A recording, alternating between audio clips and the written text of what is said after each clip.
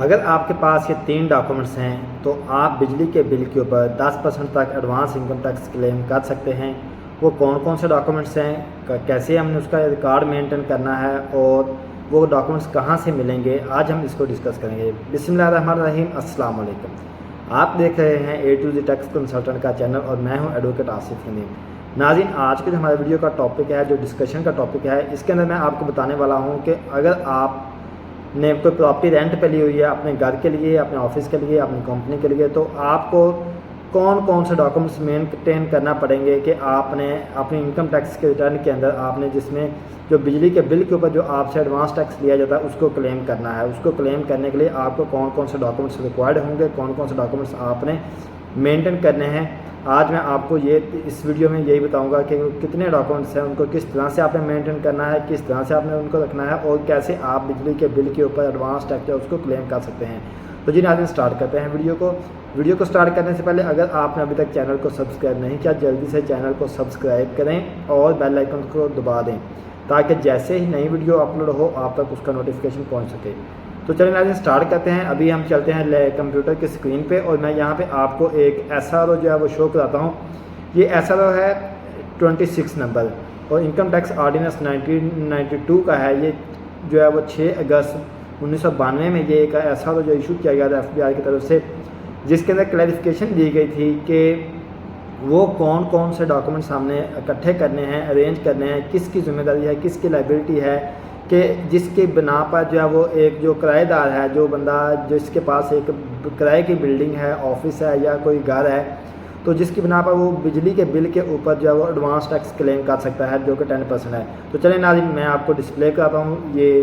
जो SR number है वो डिस्प्ले करता हूँ और उसको हम देखते हैं कि उसके अंदर कैसे जो ये चीज़ें जो है ना वो मेंटेन करने के लिए क्या तरीक़ाकार बताया गया है, कौन कौन से डॉक्यूमेंट्स बताए गए हैं और उनको हमने कैसे लेके चलना है। तो हम चलते हैं कंप्यूटर की स्क्रीन पे।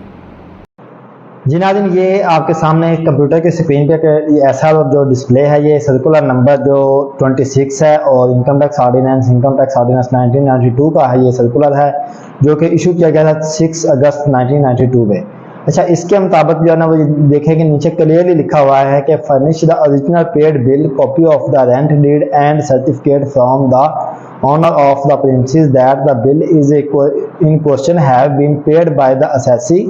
and not claimed by the owner for the purpose of assessment of income। यानी कि इसमें जो रेंटल पर्सन है, जिस बंदे ने कोई बिल्डिंग किसी से रेंट पे ली हुई है,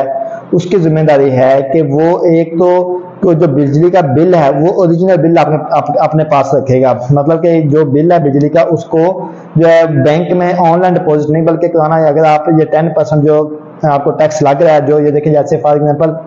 ये आपने कोई बिल्डिंग जो है ना वो रेंट पे ली हुई है और जिसका ओनर का नाम है मोहम्मद इमरान, ठीक है, और लेकिन उसका जो बिल है वो आप, क्योंकि आप रेंट वाले हैं, आप जो है ना ये बिल्डिंग रेंट पे ली हुई है और आप इसका बिल पे कर रहे हैं, जिसके ऊपर आप ये देखिए एडवांस इनकम टैक्स जो है ना लगता है, ठीक है, जो 3593 पर लिखा हुआ है ये एडवांस इनकम टैक्स होता है। तो आपने बिजली को यानी कि बिल्डिंग जो है रेंट पे ली हुई है, उसका बिजली का बिल आप पे कर रहे हैं, जबकि बिजली का जो मीटर है वो किसी और के नाम पे है, ठीक है। अब मीटर आप अपने नाम पे करवा नहीं सकते कि अगर आप कहते हैं कि मैं इस घर के जो है ना वो रेंट पे लिया हुआ था, अब मैं बिजली का जो मीटर है उसको अपने नाम पे करवा लूं, ऐसा नहीं हो सकता, ठीक है। तो क्या होगा कि अब आपने जो ये बिल पे करना है उसकी आपने ओरिजिनल कॉपी संभाल के रखनी है। मतलब ये जो बिल आपके पास घर में आता है बिजली का, जो भी आपने प्रॉपर्टी जो रेंट पे ली है उसका जो बिजली का बिल आएगा, अगर आप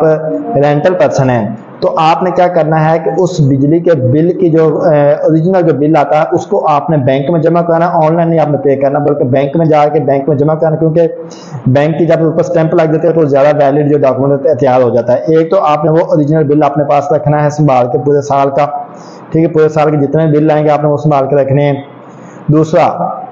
आपके पास रेंट डीड यानी कि रेंट एग्रीमेंट आपके पास होना चाहिए प्रॉपर उसी सेम एड्रेस का, जिस एड्रेस का बिजली के बिल के ऊपर जो एड्रेस लिखा हुआ है, जो मेंशन है, उसी एड्रेस का, ये देखें जो जैसे फॉर एग्जांपल ये लिखा house number 805A LD Avenue 1, तो आपके पास इसी सेम एड्रेस का जिस एड्रेस का बिजली का बिल है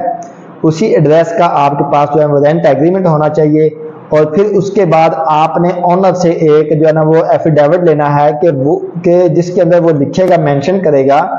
कि ये जो बिजली का बिल है ये मेरे जो है ना वो रेंटल पर्सन, यानी कि जो मेरा जिस बंदे ने मेरे से बिल्डिंग रेंट करी हुई है, ये उसने खुद पे किया है, और